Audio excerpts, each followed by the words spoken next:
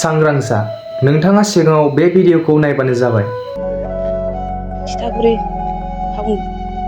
Self फाउन्डेसनाव दोनलांदोंमोन। ओमफ्राय बेनि उनाव अखानायै रबिबाराव सनिबार खालि दोनलांदों मोनायाव। रबिबार खालि आं नायदोंमोन।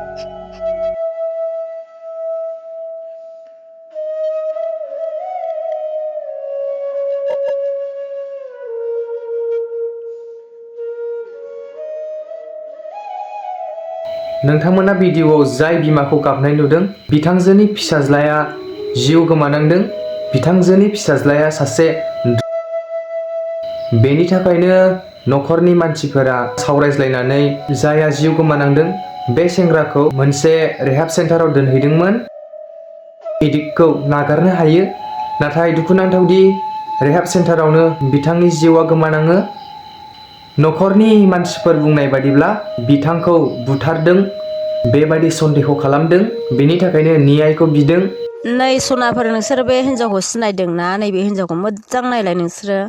बे भिडिअखौ नोंसोर जोबजासिम नायदो, स्किप खालामनाङा। ओमफ्राय नैबे हिन्जावखौ नाय आरोना नोंसोरो नोजोर हो।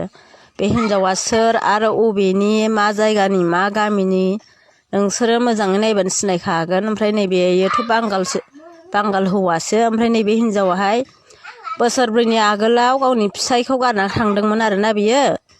ओमफ्रायो दा बे गाव गारनानै थांनाय हौवाखौबो जायगायाव खारफालांदों हौवाजों। बे हौवाखौ गारनानै बियो नैबे बांगाल हौवाजों दा थागासिनो आरोना बियो। बांगाल हौवाजों दा माबागासिनो आरोना बियो, एकदमबारे सानैजोंहाय दंगासिनो बिसोरो। गाव जाय खारफालांनाय हौवा बे हौवाखौ बियो मा लांखायावनो गारखाबायमोन आरोना बियो। ओमफ्रायो गारनानै नैबे बांगाल हौवाजोंसो दंगासिनोखामोन आरो बियो। ओमफ्राय बे मानसिखौ नोंसोरो बहानि आरो बबेनि नोंसोरो मोजां नायबानो सिनायगोन आरोना सनाफोर। मोजाङै नाय बे हिन्जावखौ। बे हिन्जावाबो हौवा गोदान लाग्राखा आरोना। हारसा, बांगाल, माबा बिहारि सिन्थाय लालाय लांबायनो बियो। मोजां नाय, सिनायखागोन नोंसोरो बबे जायगानि। आं नामखौबो बुंला, जायगानि नामखौबो बुंला, बेनि नामखौबो बुंला आं। नोंसोरो मोजाङै नायबानो सिनायखागोन सनाफोर। मोजाङै नाय बबे जायगानि आरो मा गामिनि नोंसोर मिथिखागोन।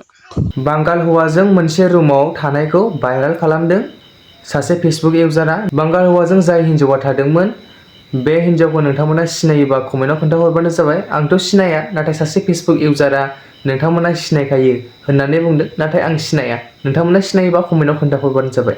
स्क्रिनाव होनाय नैबे बाजैया गावनि बिहावजों गोबां फानि भिडिअ लाबोबाय थायोमोन फेसबुकआवहाय, नाथाय बिथांजोनि बिहावा हरखाबै जिउ गोमालांबाय।